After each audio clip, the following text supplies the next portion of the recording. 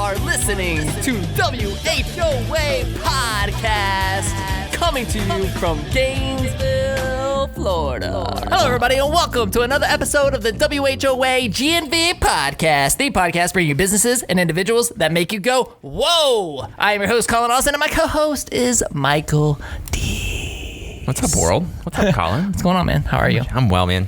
Just got off of by the time this releases, just got off July 4th weekend. So, do you have any plans for the No, I don't. The holiday? No. It's probably good. You probably end up hurting yourself anyway. That is true. Let's not even talk about that kind of stuff, man. Let's thank some sponsors to get into today's show. Yes, once again, Brooker Pest Control, the team over there, Brian and William. I want to say thank you to them for all of their support. If you're about to buy a home, protect your large investment by having your realtor call Brooker Pest Control for a complete wood-destroying organism inspection first.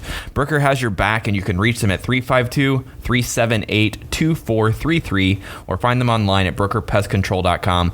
Like I said, we're so appreciative of Brian and the team over there. They help us out with everything here at NS4L. Anytime we get a little bug problem or anything like that, little showroom ants after a while. But no, they're super awesome. Everybody on their team is great. So if you have any pest control needs, they're your stop. Yeah, and they supported so many of our coronavirus episodes, and he was on episode 88. Yeah, as I recall. Really funny episode. If you want to hear some I don't want to say nightmares, it's what they do, but like some really good stories about the pest control world. Maybe a nightmare for me. Yeah, exactly. It's a good episode to check out.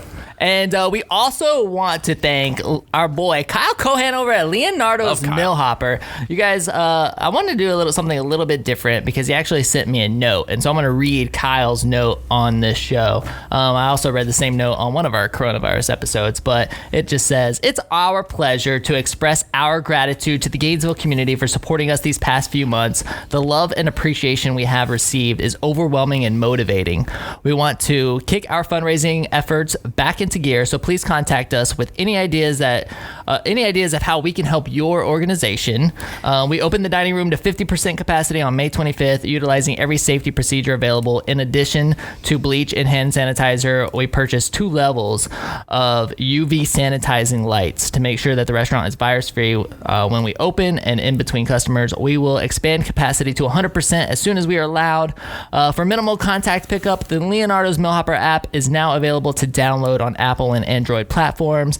Use 352 delivery if you don't want to leave the house. And of course, tell us WHOA GNV sent you.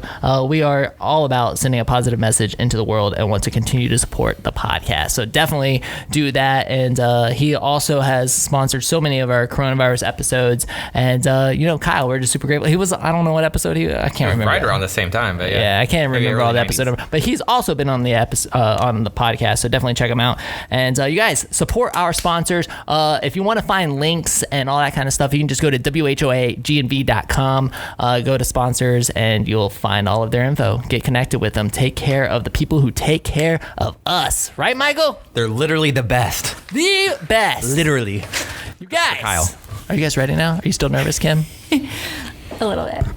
I You feel go like by I'm Kim or Kimberly? Kim or Kimberly? It doesn't matter. As long as you don't say Kimmy. If you say Kimmy, then Kimmy Then is she like, walks out. yeah. Guys, today on the show, we have Kimberly and Kyle Farris, award-winning commercial and wedding filmmakers at Heart Happy Films. How are you guys? Good. Glad to be out of our home. Yeah. Away from our kids for one night. There you go. So, well, thank you for joining us. We're super excited to have you here and to tell your story. So let's start with that. Like, kind of tell us your story, how you got into this, why you wanted to get into filmmaking, capturing these awesome moments, and give us the whole rundown. Well, I don't know if you want the short version or the long version. I'll take any version you want to tell us. Kyle will tell you the long version. That's why she's the editor. Well, we can start in 3rd grade. No, we're not starting that far. Okay. Well, we met in 3rd grade. Did you really? We did. Yes. Yeah. But we didn't really know each other. I liked someone else in 3rd grade. What, like here? Did she always tell that part of the story? We're from Flagler Beach. Flagler Beach. Palm Coast, Flagler Beach, yeah. Yeah. In the 3rd grade. In the 3rd grade. I love at first sight. Yeah. But strangely enough, I think around like 5th or 6th grade, not having even seen her for like I don't know how long, I started developing feelings.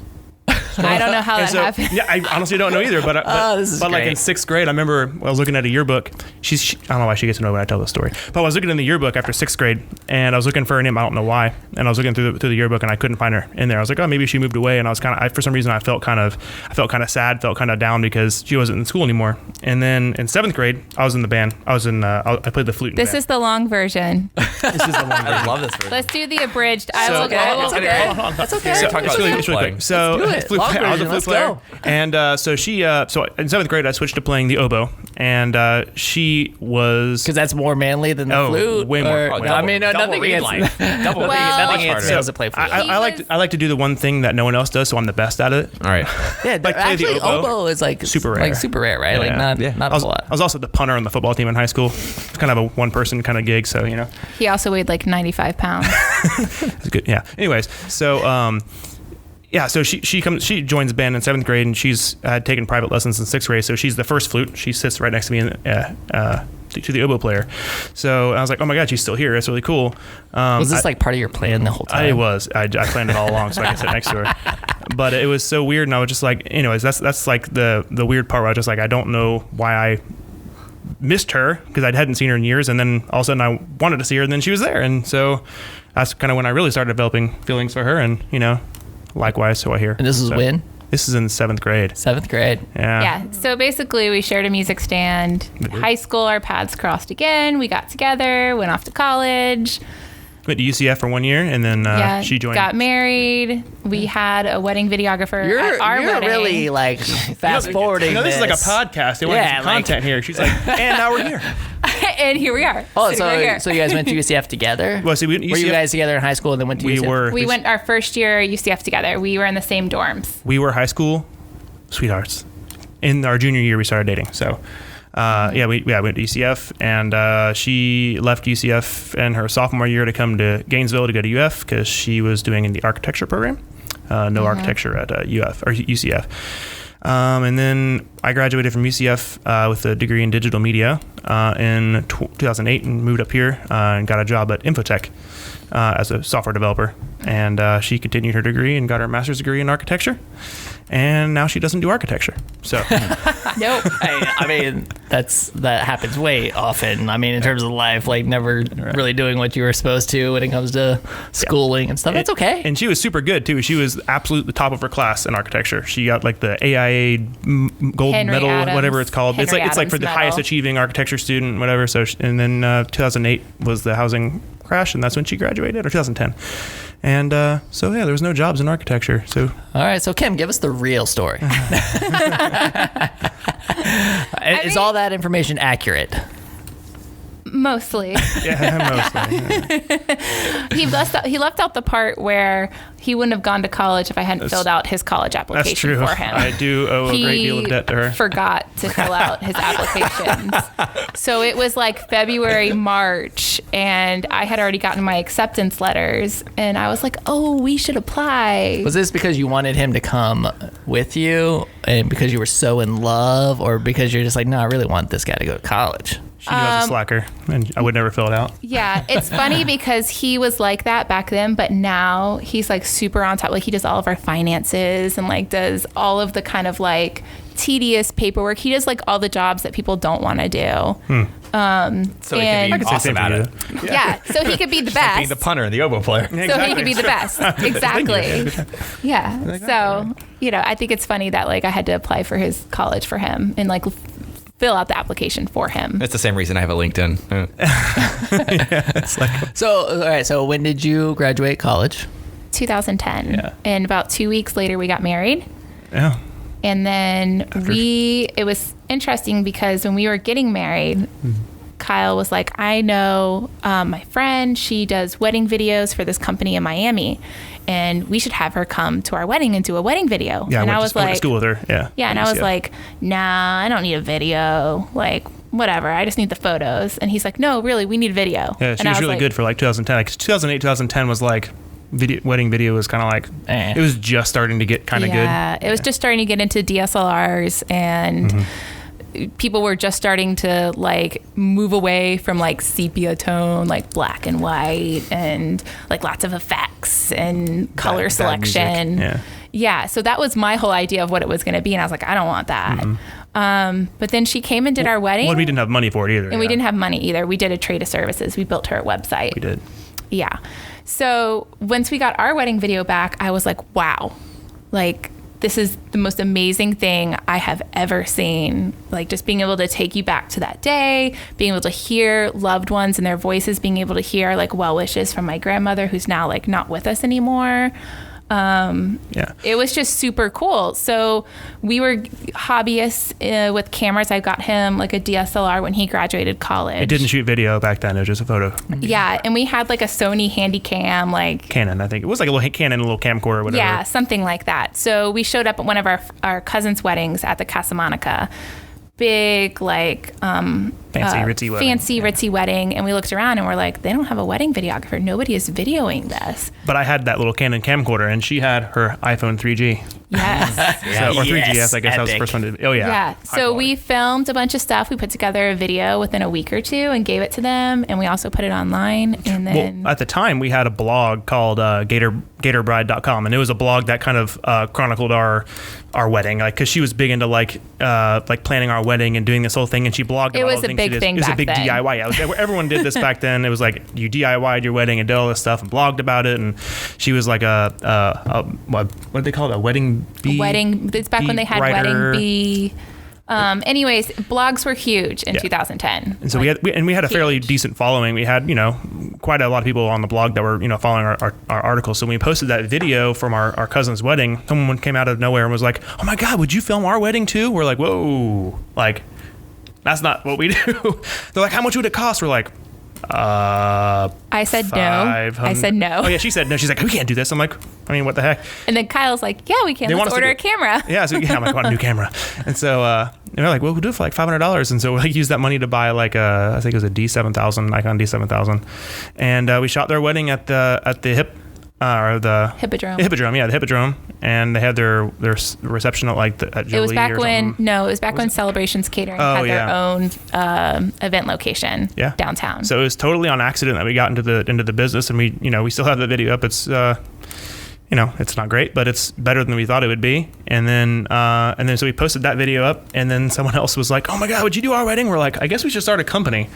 And it was just totally by accident. That's how it begins. Yes. Yeah. All of a sudden, there was this need for modern wedding videography in town.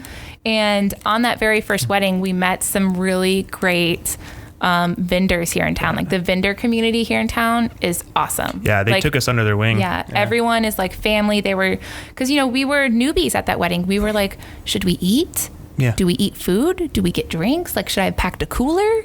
And I remember, I think it was like Russell Martin Photography, and there is Genius Entertainment, Celebrations Catering. There was a lot of wonderful vendors there. That we got really lucky. We got lucky that showed first us wedding the ropes. Was like not like a. It was a really good wedding, they had really good vendors and a really good location, and it was a pretty wedding, and so we got lucky. And what year was this? 2011. Yeah. Okay. So March of 2011. Yeah. And so we've been in business for 9.5 years. Was that also because video wasn't really popular in weddings, so there wasn't like a whole lot of preferred vendors? There were, I think at the time there was like maybe two or three. One I know of at that time in Gainesville. Yeah, there was probably two. I'd say two in Gainesville that was on all the preferred vendor lists. And they did the kind of style, like the kind of old time style, like slow motion video. They slowed down video that wasn't meant to be slow motion. So it was kind of like that. It's just an older style of editing. An older style, and, we wanted to have something a little more modern, kind of like the one we got. And then, then we just kind of took it from there. And I think that first year we started in March of 2011. And I think we ended up shooting like 6 or 7 weddings that year. Like just Okay. So time to back it up a little bit. All right. So you graduate college, you have a degree in architecture. I mean, like it was just this moment you discovered something that you liked or that you were passionate about. Like, I mean, when did you make the decision of we're going to start a business? Well, I'll take this one for a second. So Kim is he's taking all of them, hasn't he? He's like, I'll take this one. It's okay, honey. But here's the thing. So Kim is Kim is not a person who's gonna like, and she kind of mentioned earlier, she's not a person who's gonna like jump in. I like how you put some like words in your mouth, and then we'll get the real words from you in just a minute. Yeah, you're gonna get the real truth in a minute. But so she's not a person that's really gonna like jump on. She's not like an entrepreneurially minded person. She's very much like a conservative like minded person as far as like taking risks on stuff. Even though she has the talent and she has the skills and she can do anything she wants. She's amazing at everything, but she doesn't have that digging himself out of the hole there. But she doesn't have that. This is why I could never podcast with my wife ever. It's the first one of couple month, right? I'm just like looking at him with dagger. What are you? Yeah, I'll get it later. It's fine. But yeah, she's but she's really good at doing stuff. So, but she doesn't have that kind of confidence to kind of say yes, let's do it, or like that doesn't want to take the risk to do something, right? And so, but I'm the opposite, and to a degree at least, and I know it's mostly because I know I have a high level of confidence to do what I want to do, and that's probably because I played the oboe and punter and gave me a false sense of security and stuff. Like, look how great I am, I'm the best. You got to tune the whole orchestra, so you're like, it's all exactly, about me. Exactly. Let me play that A. Hold on. That oboe A. It's great. It's the best A. So that's true. I never thought about it that way. That's a deep psychological thing. I didn't know about that. Anyways, so. Yeah, so basically I was like, we're gonna do this. Let's just do this. Like, and she was really obviously concerned. I'm like, what do we have to lose? Like, if this doesn't work out, if we give them the money back and we don't do this ever again or something, it's not that big of a deal, right? I mean, it's not, we did that other wedding, like I said, with an iPhone 3GS and a little camcorder, and it was pretty good, and we didn't even plan it, right? So I knew we'd be okay, and so it kind of started that way. Yeah. Tell the truth now. Yes, Kim, please. Yeah, I think it came from I was at a transition period in my career where Kyle had a job he really loved. And I was in a field where I was working as a project manager for a remodeling company in town. And I loved working there, but I just wasn't quite feeling as fulfilled creatively as I was whenever we were filming, when we started doing this side gig of filming weddings. I enjoyed it so much more because you think about it, you're showing up, every time you show up somewhere for your job, people are happy to see you all the time. Like when you show up, they're like, okay, the day is starting. My videographer is here, or my photographer is here, and you're there capturing one of the happiest days in their lives. I mean, it brings me a lot of joy, and it was such a joyful job, like the side gig we were doing. And then on the other end, I was dealing with, people who were very emotional about their remodels, and we were in their homes doing construction, and there was all these little things, and it just... They can't wait for you to leave. Yeah, there was a lot of stress with that job, and at the time we had just bought a house out in High Springs, and I was commuting into Gainesville, and then I found out I was pregnant. It was about a year and a half after we started the business. Yeah, but we were still doing it on the side, and then I found out I was pregnant, and I was very, very sick the first few months with morning sickness, and I had to call out of work a bunch, and we got to the point where we were like, you know what? Why don't I just stay home and pursue this business full time? I mean, we are getting enough people coming in. We can scale back on some of our expenses. We can try and make this work, because it wasn't working, me having a full-time job and very sick. And it wasn't pregnant. Like a huge risk to take because, I still had my full-time job at Infotech as a software developer. So if it didn't work out. You still have that? I do. Okay. I actually do, yeah. So I've been there for 12 years.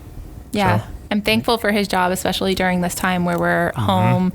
Been super clutch for the pandemic. Yes, his job has thankfully not been super affected. He can do everything at home, while on my side with the filmmaking, we have all these cancellations and postponements and so talk to us a little bit about that, because I mean that's obviously been a huge thing that's affected several businesses, all businesses, including us. So what was that impact like for you guys? Yeah, so we were heading into our busiest time, March, April, May. Looking at maybe our best year ahead of us as far as what it was looking like, the outcome was looking like. Yeah, we had a lot of really big weddings, a lot of big projects in the works. We had a lot of commercial projects that were going to be like series where we'd have work every month. And we were really looking forward to all of what 2020 was going to bring. So it kind of hit hard when all of a sudden, I remember in March when the news was coming out where they were starting to close things down, and we were just about to have a Disney wedding at the very end of March. And our couple was driving down, and they were super concerned about Disney closing. And I said, oh, Disney would never close. What are you talking about? Like, Disney doesn't close they've never closed, ever. Basically never, yeah. Yeah, and even if they are, I was like, well, they'll still have a wedding, because that's not related to the parks, Kind of really. hard, yeah, well. And sure enough, they announced the very day after that wedding that Disney parks were closing, and I was shocked. Yeah, well, they already knew that. They announced it earlier that week that Sunday was going to be the last day it was going to be open, and their wedding was on a Sunday, so it was like they got lucky, but yeah. It just kind of left me speechless, like everything that was going on. And then I knew there was going to start to be some cancellation, not necessarily cancellation, but postponements, because a lot of people who are getting married, they're really invested in having this event.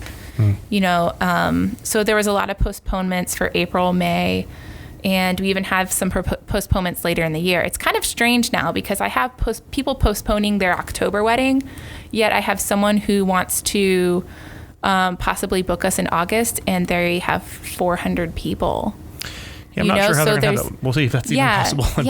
Well, it's a planner that I'm working. But anyways, it's Is really... that, you think it's just like a level of optimism? People are kind of like, oh, like everything's going to be back to normal in August. But then you still have people who are just like, it's like 50-50. Yeah, we have both sides of it, yeah. Yeah, it's people that are like, oh, it's going to be fine. We're going to go ahead with our plans.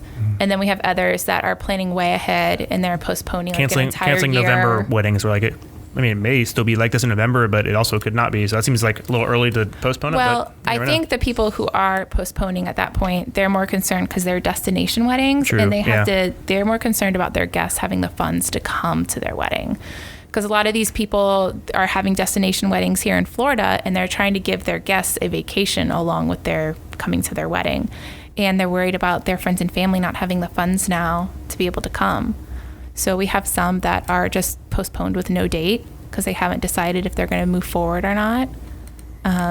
So what did you guys do from a business standpoint? Did you just say, like, were you refunding money, like deposits? Like, I don't know your business model, but I assume like you collect a deposit when somebody books you, and like, were you, delaying that? Like, were you like, what was your response to the pandemic? Yeah. Given the fact that I would assume everybody's hitting you up, being like, yo, our wedding is not happening. So I'll say one thing real quick, and I'll let Kim take this because she's kind of the business person, right? So I mean, we're kind of a low volume, kind of more luxury, high end like wedding filmmaking team. So which is a good thing in this in this time, because we know filmmakers who lost 20 weddings, which is half their income for the year or something like that, or close to that. And because March, April, May, June is like big time wedding season in Florida. We lost. We had maybe 3 in the time frame postponed, which is it's high number, but it's not like a huge amount of weddings that we're like, oh my gosh, how are we going to reschedule all these for another year, which we might already have another 40 or something like that. So we do about 12 to 13 maybe weddings a year. That's what we try to aim for. So it wasn't that big of a deal. I mean, it's still a big deal, but it's not as big of a deal as is for some other wedding vendors and other wedding videographers who I know, we personally know, have been hit really hard. So you can answer how we actually handled that, though.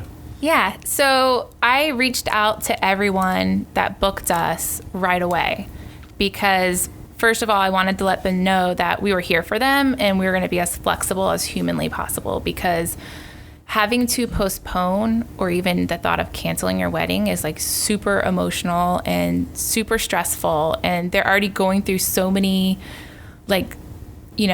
devastating emotions through this. I don't want to put another wrench in it and be like, hey, we're going to charge you a fee to reschedule your wedding. Or, we're going to charge you our prices for next year. You can't keep this package or something like that. So in our contract, we take 30% deposit, and that's non-refundable. That is our retainer.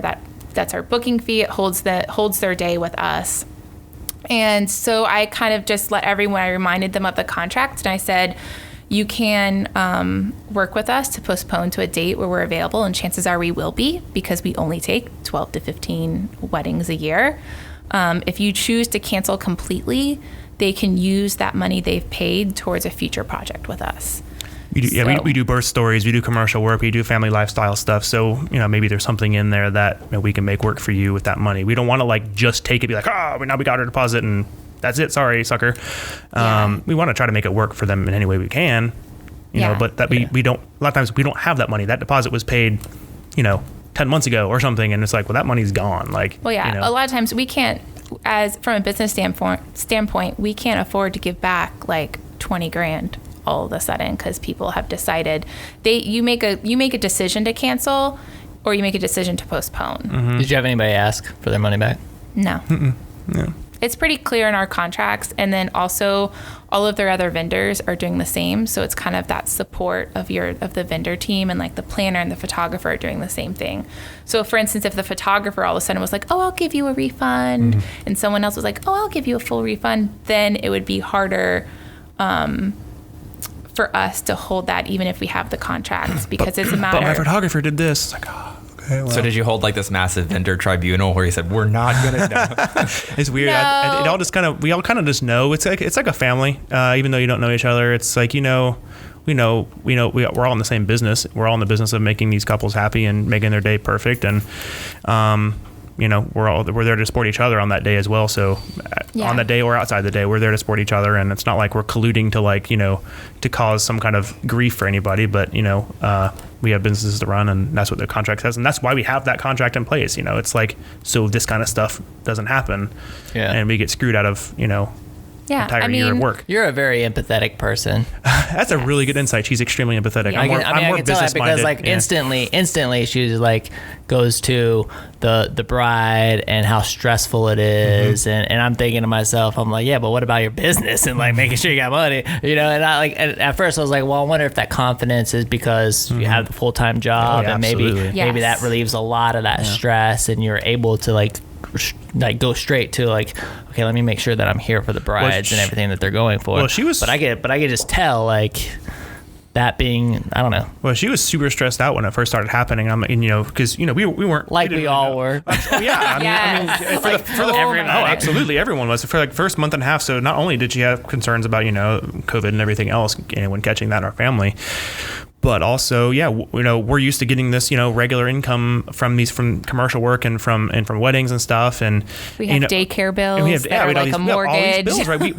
Our lifestyle. It's not like we couldn't get by on just my income. We could, obviously, but we have a lifestyle set up and bills that we've kind of planned to pay with this money we're coming in. It's a big time of year for us, and all of a sudden that's gone. I'm like, and she's kind of freaking out. I'm like, Kim, it's fine. Like we have plenty of savings. I have a good job. I just actually just got a promotion at Infotech, and that came with a 10% raise. So that was like, I'm like, it's gonna be fine.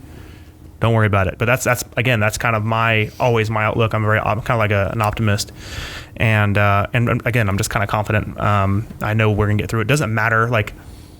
We're going to get through it. Doesn't matter, right? And so, and I think that helped a little bit, but I think what helped more is just getting through that first month and going, okay, wow, we're actually saving some money also because you're not driving to work every day and eating out at lunch and this and this. When you say save like $400 to $500 that month just not going to work at the office. That's true. It took me like 3 months to get through a tank of gas. Yeah, exactly. Right. Yeah. So it's that kind of stuff. I think after we got past that, it was a lot better. I think it's that initial scary thought because, we were paying for daycare. Right. And that's incredibly. It's like $800 a month or something. Oh, it's more than that. Yeah, more than that. What do I know? Not a lot, apparently. She has the credit Truth. card. Okay. She has the credit card. No, it's there was a lot of scary parts to it, but I think that's one of the things I love about Kyle is that he doesn't let these things worry, like he doesn't get concerned about it, and he doesn't, like I worry about all these like little things, and he just sees the big picture all the time.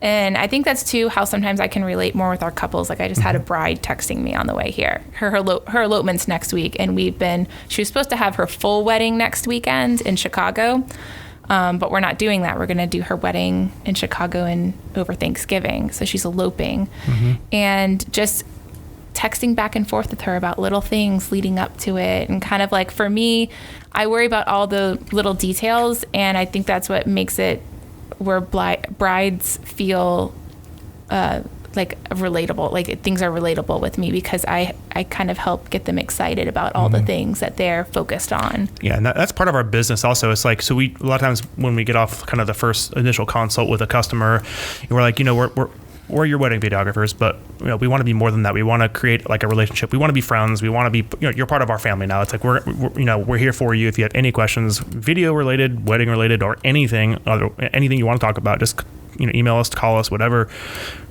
We want to be that kind of more concierge, kind of more personal, like kind of friendly relationship with them because that's what they're paying for, Yeah, so talk to me a little bit about that, and we'll transition kind of out of the COVID stuff.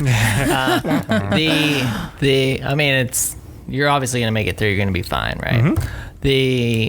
What went into the decision-making process of being more of a luxurious brand versus just being like, there's so many videographers out there right now. You look at 2020, there's like so many, right? But I mean, it sounds like you're a little bit more higher end. So if people go with you, like they're paying a little bit more than they're going to pay just anybody, right? So like, what went into that decision making, and how has that affect?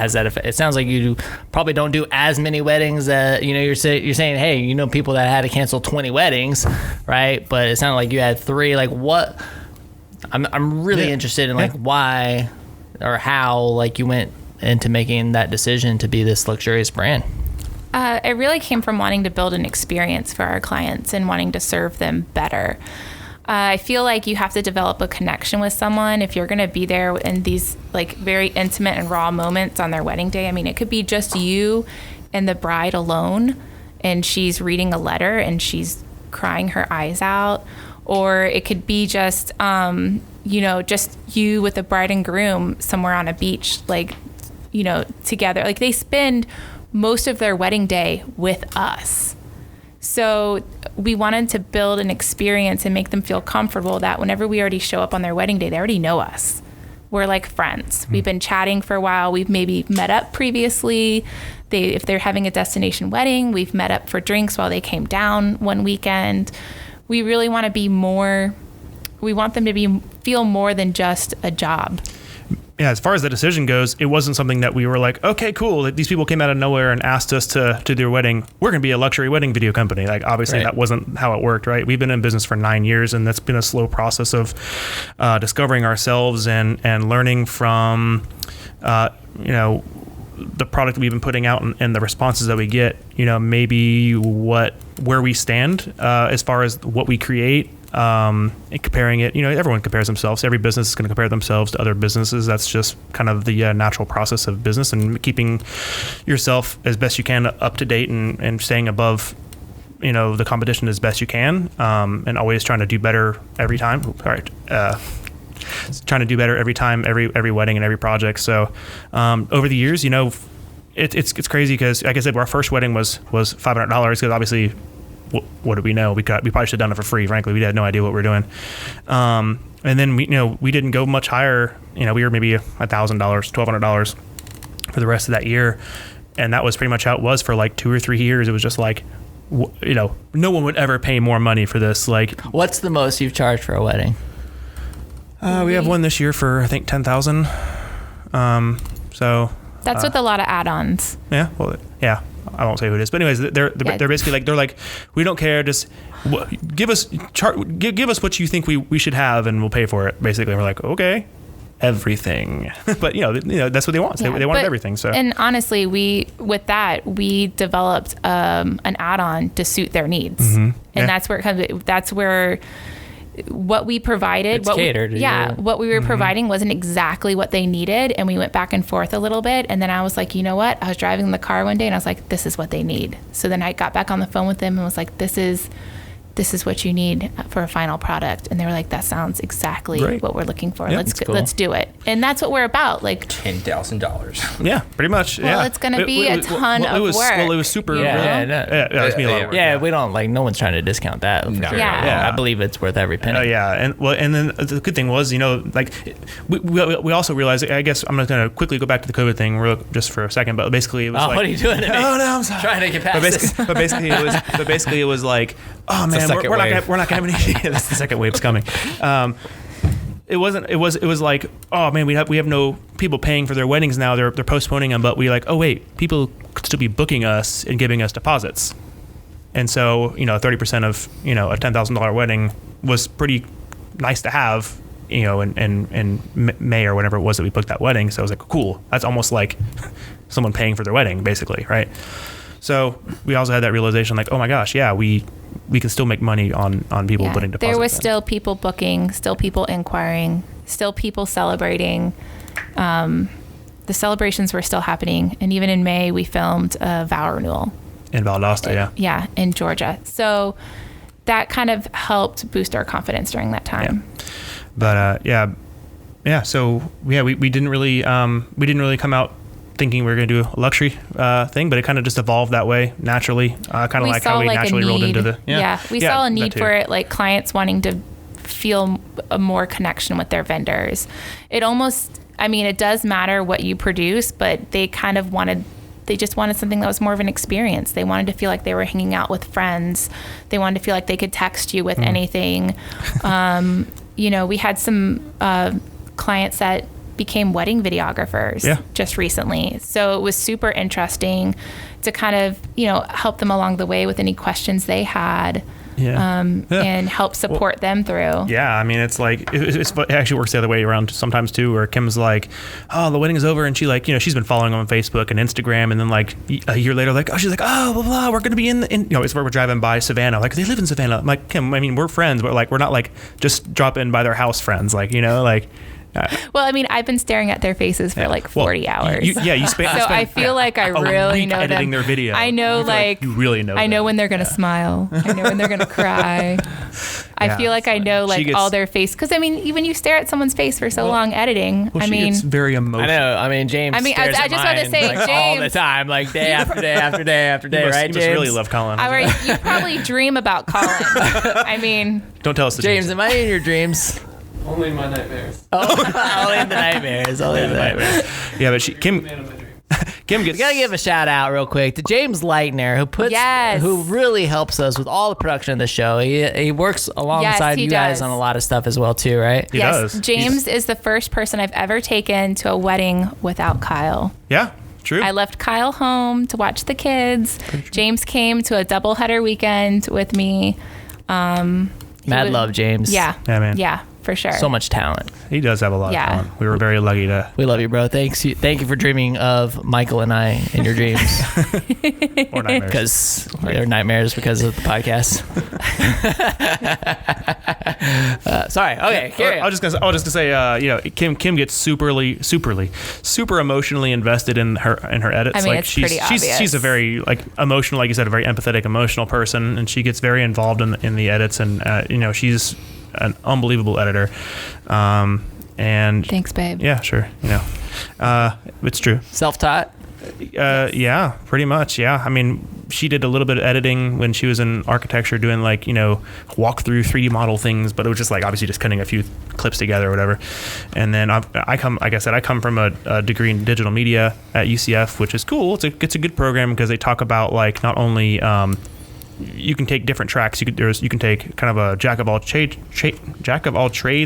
track. That's hard to say. Where you can kind of get a little bit of everything, or you can go down like one specific track. Like you can do, just programming or just audio or just video, whatever. So I took a little bit of everything, and it's kind of funny. I didn't really think when I got out, I'm like, oh, this is really going to be like something I'm going to use. But obviously now I'm a software developer and a video production company owner. So it actually was very awesome and very useful. And so some of those skills I learned in that program, obviously I brought over to this, just the basic editing stuff, or, filming and animation and all sorts of stuff that I learned there. So I was able to from teach my her. perspective, this feels very much like a side hustle for you and a full-time gig for you. Yes, it's very much full-time. Yeah, very much full-time for her. And I would say it's kind of like 3/4 time sometimes, depending on the time of year or whatever for me. It's kind of like I'm a programmer by day and a colorist by night. How many kids do you guys have? Two. Yeah, it's been really hard with the kids home, obviously, for her to get editing done and stuff. Yeah. So we've been hiring sitters and stuff like that twice a week, something like that, so she can kind of get in there and just work 2 days a week. So obviously we're a little behind on edits and stuff, but again, is, being communicative with your clients and saying, hey, this is the situation. We may not hit our contracted like deadline for when we're gonna have this film delivered. This is why, and everyone's gonna understand. Like, no one's gonna be like, oh, and if they are, we'll just try to get it done and put everything, all our energy to that. But it's really important to kind of be upfront instead of waiting for them to come back and say ask, right?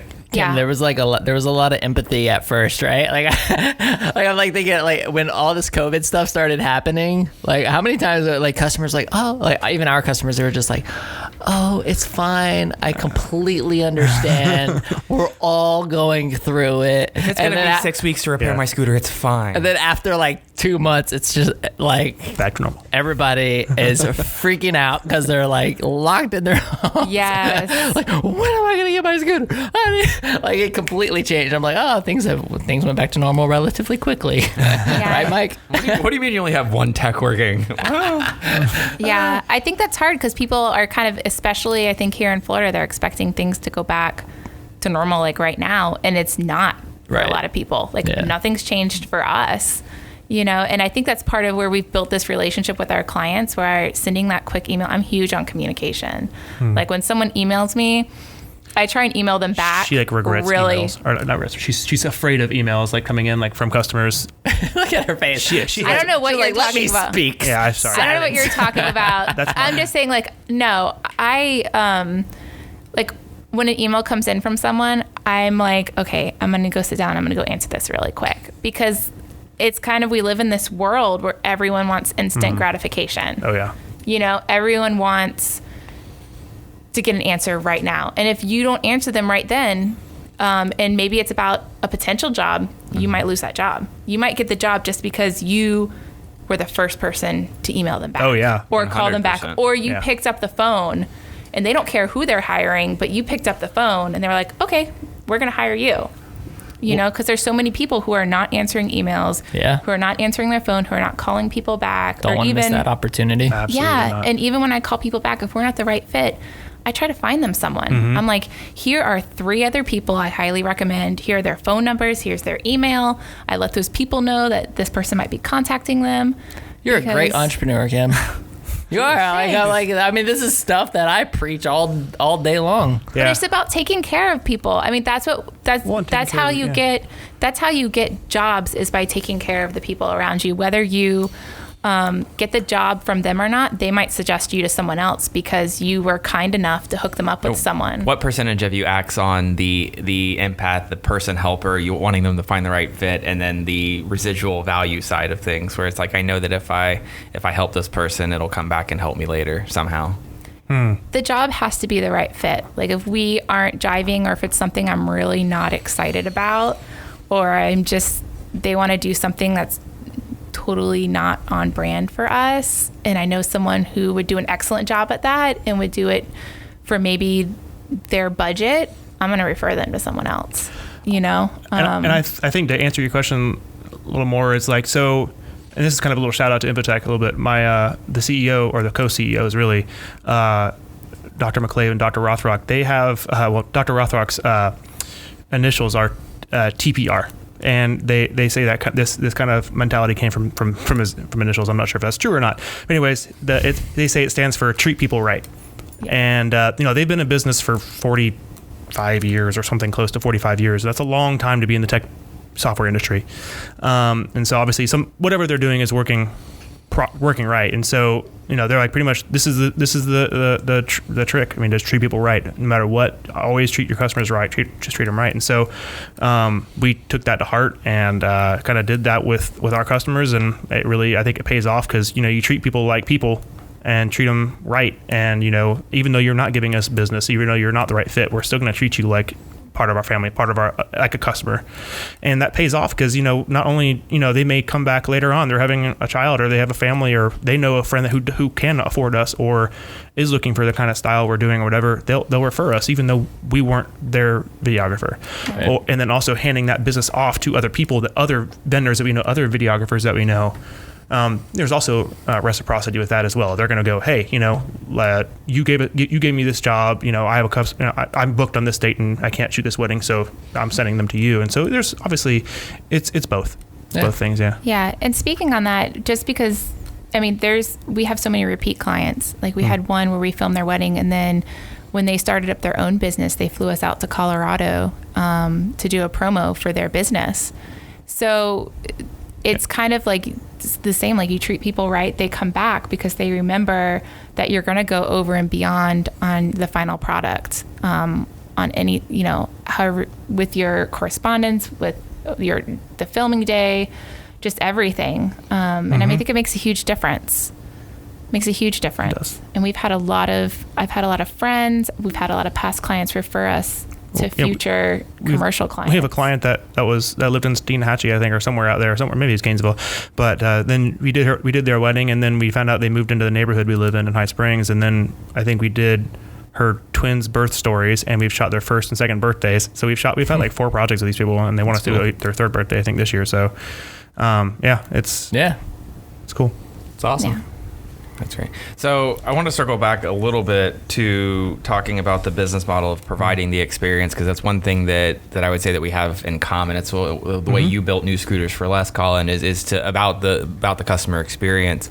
But my angle on that, what I'm curious about how you guys handle it is there is competition out there, and I know, the way we are, I'm sure you're probably similar, and you're committed to the value that you offer and the experience, and that's the client that you want, is somebody that believes in that. But if you get somebody that's shopping around, where do you set that bar of we're just not the right fit anymore, or are you willing to? I don't really want to ask if you're willing to flex and tell people that you can drop money off your quotes or anything like that, but like, is there a bar there that you're willing to cater, or is it just straight up like this is what it is, and if you don't find value in the experience, then maybe we're not the right fit? It really depends. So sometimes if I really feel connected to the client, again, the emotions, if I really feel connected with them, I believe in their product or service, I believe in what they're doing, and I know that they're going to trust us every step of the way. Like trust is a huge yeah. If I know it's going to be that, then I'm willing to be flexible, because I know that I'm going to get a lot out of this project for myself personally. Like we get a lot out of these projects. It's not just about paying bills all the time. Yeah, I mean, we've after 9 years, we've been able to kind of accumulate a list of red flags. Like, oh, they're asking these questions, they're saying these things. Like, this is not going to be a good fit. Like, we've had these customers before, and they're just not worth time and effort.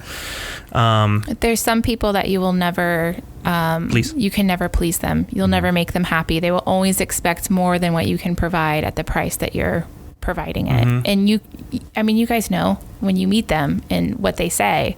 And so those are the ones where sometimes I may not refer them to anybody because I don't want to refer them to my friends and have my friends go through that. Right. Or I refer them and I give my friends a little bit of a warning to kind of make sure you have a backbone with them, or you're going to get walked all over. Yep. That's 100%. It's tough, and it's for us. When we sell a scooter, you're creating a relationship with someone that you are going to have with for 4 years minimum. Usually, like it's a service customer. It's true. And it's tough because we get in those situations where you might be feeling like, is this something that we want long term? Is this something that I want to subject my team to long term? But you also, running a business, you look at the dollars and cents and say, okay, I'm going to get this sale and I'm going to get 4 years of business, and it's a tough juggle. It is. I mean, like for us, it's like once we get that project and start shooting it, it's like we have to finish it. So there's no like pulling out of it. You have to set expectations right? You from the set beginning. Expectations, right? Yeah. So if they come by, if we're doing this and we go, oh, these people are going to be asking for a million changes or like all these kind of things, it's like that amount of money we charge them now is the time we spent on it. It's not going to match up. It's going to be a losing job. We're going to lose money on this job. But I mean, that's where you set expectations from the get-go. You tell them, hey, you have to be even more clear with them than you are normally, because they are not going to read your contract or they're not going to read your service agreement. You have to say it to them and, basically make sure that they understand what it's going to be like, because we have people sometimes that want to, they're like, hey, can we come by and like look over your shoulder while you're editing? And I'm like, Yeah, we've had that question. no, you cannot do that. So Yeah. communication, setting expectations, making sure you're driving. We had the same questions for a while, and then we decided to make our entire service department wide open. Well, I saw your sign too. It's like you look over your shoulder. It's like whatever. Right. No, that's pretty funny. But I love that sign. Yeah. We need one of those signs. Yeah, you charge extra if you're being watched. Yeah. Yes. I love that.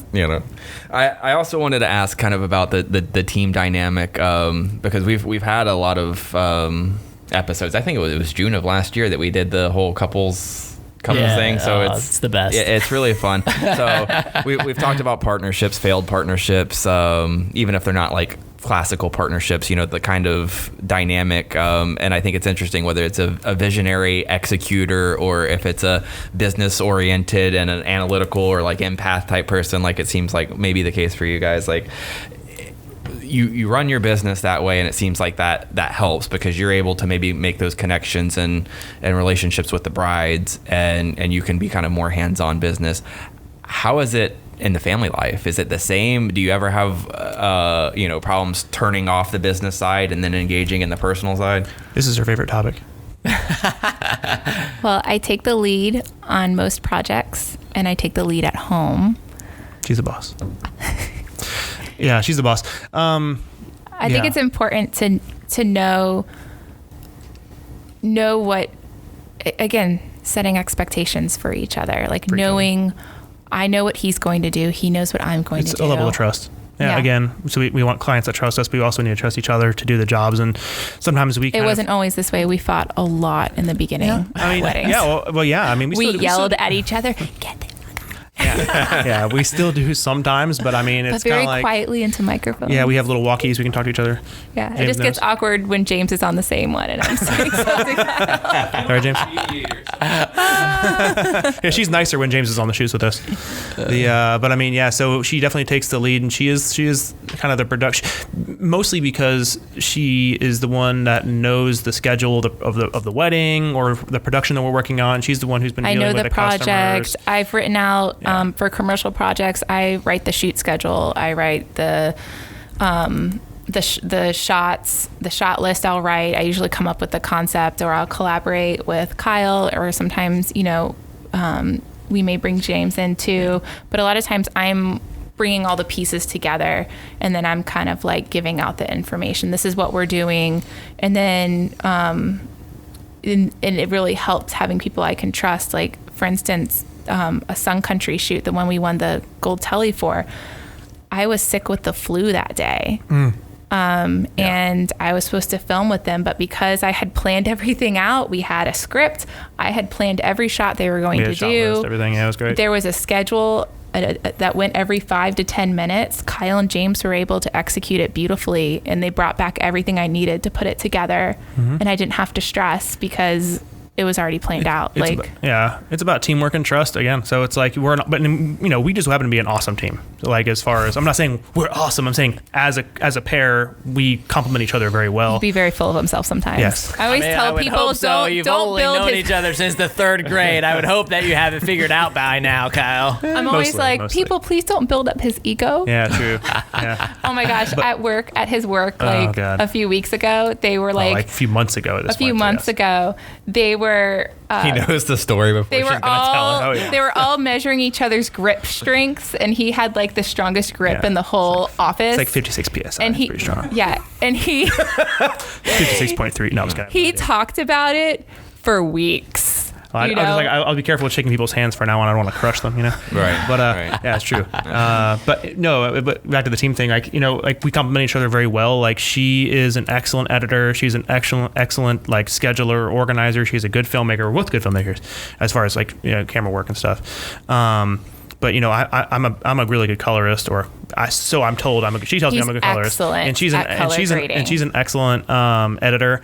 And so I think we're just lucky that we just so happen to have opposite skills or like complementary skills that kind of make it work. I don't think everyone has that. I mean, we could have just very well have gotten married and started this company, and we both are awesome editors but suck at something else, and it would have been like But I guess we're just really lucky that we do that, and we know to trust each other on, we slip up every once in a while at weddings, like I'll tell her to do something that I know she knows that she has to do, but I have to say it anyways, and it pisses her off. And likewise, she does the same thing to me, and it pisses me off. Like, I know I have to do that, Kim. You don't have to tell me, but she has to tell me with your spouse. It's just how it is, and we've learned to kind of like just get over it and move on and not get too upset. But yeah, that's why I love commercial projects. Commercial projects have way less pressure. You can weddings take, are so high pressure. like for commercial projects, you can redo a shot. Yeah. You're like, Right. oh, I don't really like how that turned out. Let's do it one more time. At weddings, Let's you get can't. this perfect. Yeah. At weddings, you can't redo anything. Right. You get one shot. Yeah. That's it. If you forget to press record, well, too bad.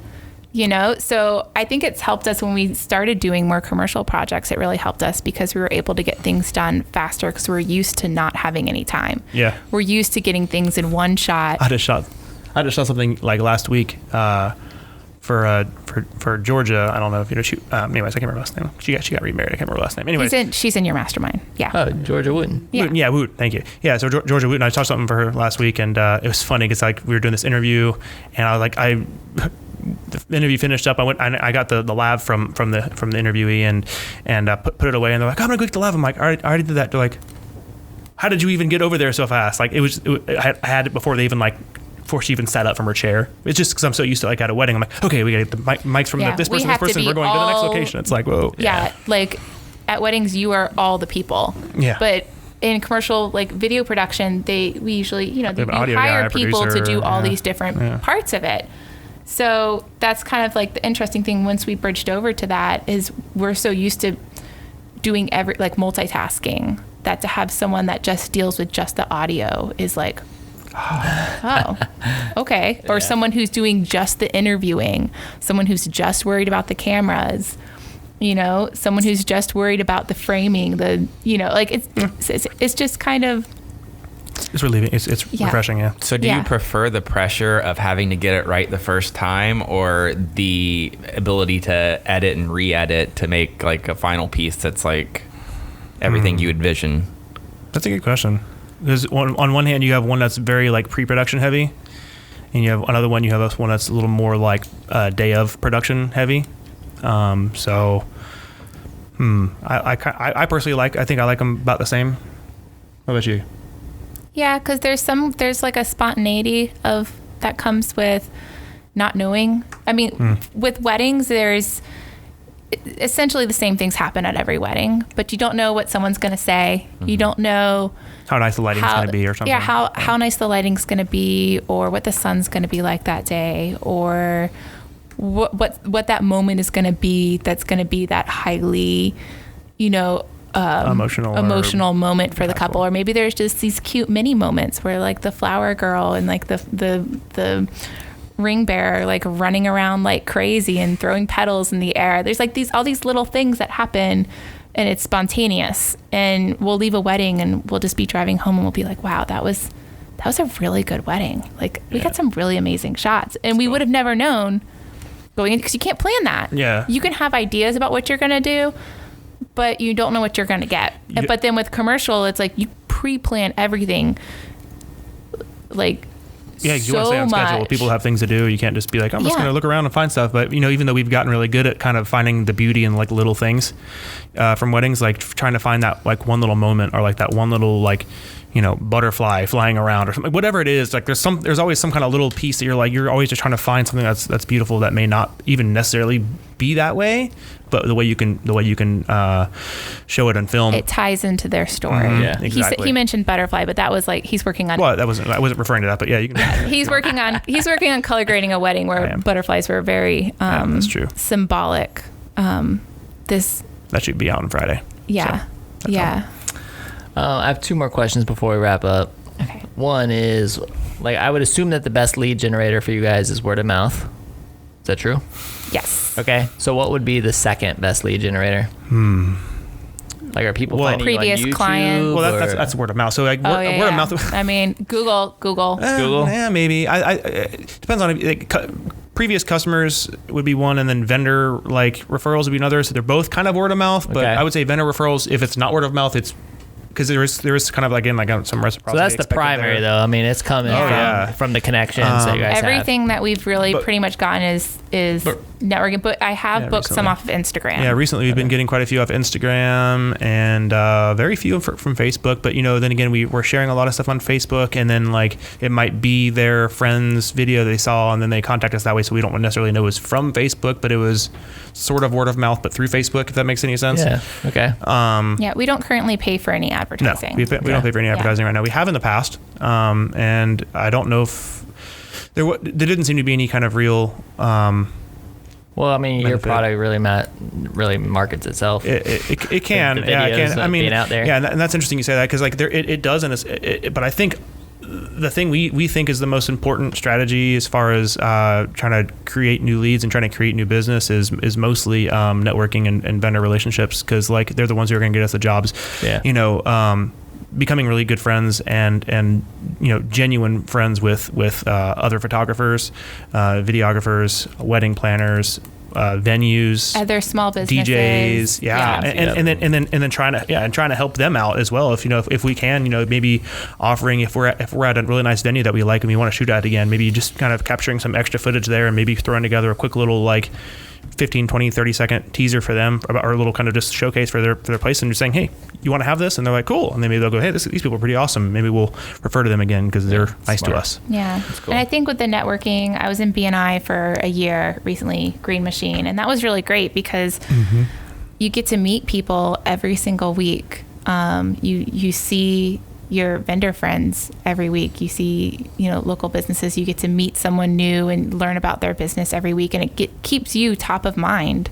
So when anyone's thinking about doing a video, they think about you, and I think that's important to be top of mind.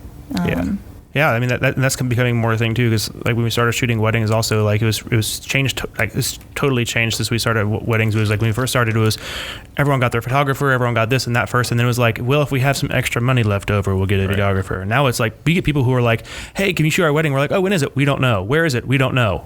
Okay, that's awesome. Thank you for calling us first. Like, we are the first person you called. That is amazing. That's but cool. Yeah. We don't know if we can shoot your wedding yet because we have no idea where or when it is. Yeah. Sometimes we're the first person they book. It's becoming more common these days. We just had It's crazy. someone recently book us, and they haven't booked a photographer yet, and they're not sure if they're going to book a photographer. Totally flipped. Yeah, they don't even know if they're going to book a photographer. It's like, whoa, that's a total paradigm shift. Yeah. So there's this huge shift, especially now with what's going on, where there's a lot of people who can't come out to weddings. Yeah. They're putting more emphasis on video coverage. Documenting everything. Do you limit yourself to a geographical area? Or? No. So you'll go anywhere. We'll go anywhere. Yeah. Like I said, we shot one in Sedona. We're going to shoot one in Chicago in November. We shot a few in Georgia, but we want to go anywhere. We'll go to, we had a person, well, anyways, we have some, I'm not going to talk about it. Don't let him get on a tangent, All right. please. Yeah. Next question. My final question is, all right, so you've known each other since the third grade. I mean, if you could go back to the third grade and say something to each other, what would that thing be? She's going to change her name, so she's still there in sixth grade. No. I probably wouldn't say anything because I wouldn't want our paths to change. Yeah. We got together at the right time. If we had gotten together any earlier in our lives, we wouldn't have made it. We probably wouldn't have. Yeah, really. That's really true. It's really true. It's funny. I got my driver's license in November, like something, and then we started dating in November. So it was like, as soon as I got my car, it's like, okay, she's the girlfriend now. Chick magnet. She gets my purple Saturn. Yeah. Purple Saturn. Yeah, It was so purple funny. Do you guys have your own heart happy moments recorded? We do. We we- just renewed our vows recently, and we had our brother, who's a filmmaker in Orlando, film Aqueous it for Films. us. Cool. Shout out Yeah. Aqueous Films. Yeah. Very cool. Yeah, it's really cool. So we're still waiting on that, but it's gonna be pretty awesome. Hopefully, I wish we had one thing we do want to do is make like a brand film, something that's like a film about us and our company that that can showcase us and our company to potential clients. But that's been on the back burner for 9 years. That's what happens when you're so busy with clients. Yeah. I'm busy. You get busy editing other people's moments. You forget to do your own kind of moments. So when we decided to renew our vows for our 10th wedding anniversary, I was like, we have to hire someone. I'm not going to do this myself. I want someone else to edit it, put it together. Because you get so lost and you forget to document your own. You forget to pick up your camera. I'm picking up my iPhone to do stuff. Well, that's the easiest thing, right? Yep. You have a video camera in your pocket. But I think we have to remember to, take time to capture our own moments. Yeah. Cool. Well, so it's funny. I'm gonna interrupt you. He wants to speak more. This is the most he's got to talk to like anybody in like months. It's just funny because I just want to mention this one last thing. We were at right before we came here at dinner. We were talking and I won't say what it is, but basically she came up with an idea and she's like, we're like, oh, that's cool, let's do that. So we bought the domain and we have the Instagram handle and the Facebook handle. So that's maybe a new project that's coming up. Coming. Oh, that's a tease. Ooh, a tease. Yeah, I was like, you better shut your mouth. I'm not gonna say what it is right now. Yeah, it's a new venture. So that was just today. Boom. So boom, just Happens at dinner. happened to eating tacos, man. Hey, man. Yeah, That's what happens. we need more date nights. There you go. Mike, wrap us All up, right, man. one more question. I love talking to people in the wedding industry because it's something that we can all relate to. But obviously styles change, trends change. What's one thing that you're ready to see die in terms of like overdone wedding cliches? Interesting. People finding their best man and maid of honor speeches online. We hear a lot of the same quotes where people are Googling, Oh, I just think about like speeches. wedding crashers when they like know the quotes that are going to come out and everything. I kind of know them when they start, then I'm like, okay. We're kind of jaded, This is so what we're everything doing. kind of seems like We're- but like He might be, but I'm not. And he- I'm like a hopeless romantic. I'm still crying at every wedding. Like, well, she knows the edit's done when she starts crying, so that's good. That's how she knows. Any like motifs, colors, songs that you're just like, oh my god. We try to mix it up. I don't know, no, man. I don't. There's nothing that I don't really pay attention to all that. Yeah. Because when it comes to them, it's something that's meaningful for them. Right. Whether I've heard the song a million times or I've seen something done before so many times, it's something that's special for them. It's true. It's something that's new and fresh for them. It may not be for me, but for them and maybe some of their guests, is the first time they're hearing it, and it's personal for them, even if I've heard it 200 times. I feel like that almost has to be your mindset in order to be good at what you do. Because for me, like, not throwing any shade on, because I completely agree, but like I'd get to a point where I'm like, if I have to do one more barn wedding or one more boho chic wedding or something, it's just like, it's because it's what's in and everybody does it, that I'd get, I don't know, bored of it. You have to find the story. Like it's like, you have to take the location and like the cliches out of it and try to find something deeper. And I think that's what we always try to do. Yeah, we try to find the story. It's about the couple. in the people. It's about something special with them. There's some reason that they click. Yeah. There's some story there, and finding that. Yeah, that's what we try. That's like, and a lot of filmmakers do this. I don't want to make it seem like we're some kind of special filmmaking team because we do that, but like there's also a lot of filmmakers who don't do that, and they just go, look at this, and here's this slider shot of this or this gimbal shot of that, and look at this flower and look at this. And it's very kind of what do you call it? Like not very very shallow, and we like they're to find like something, music videos. There's nothing anchoring them. Yeah. Like I feel like someone's nothing unique really. Yeah, voices, speeches. We do interviews with our couples separately, so we get to hear their stories from their point of view, which couples tell their stories very differently, which we find really interesting, and it really anchors their films. Yeah. Yeah. Absolutely. Not all weddings are kind of the same, but we try to make them as different as possible. All right. I guess. My last one, and this should be, I hope, quick. But is there a memorable? I hope quick, as in like keep it short, Kyle. Yeah, You're on, baby. don't Let's let go. Kyle talk. That's not what I meant, but no. Mostly what he meant. Is there like in the years that you've been doing, is there like a most memorable wedding moment, like in a good way, like somebody that did just something completely original, and you're like, I'll never forget this. Oh man. I have one. Of course you do. Yeah, the quick one.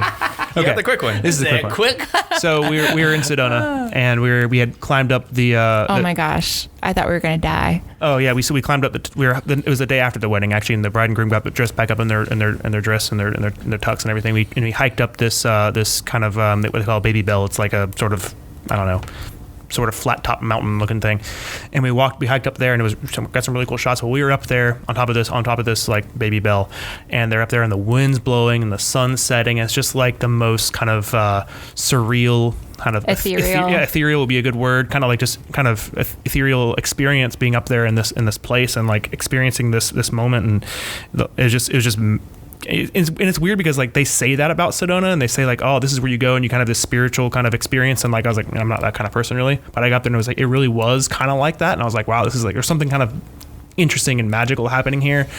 And we try to take that experience that we had and put it in the film, and the opening of that film is kind of that experience, I think. And so it's cool.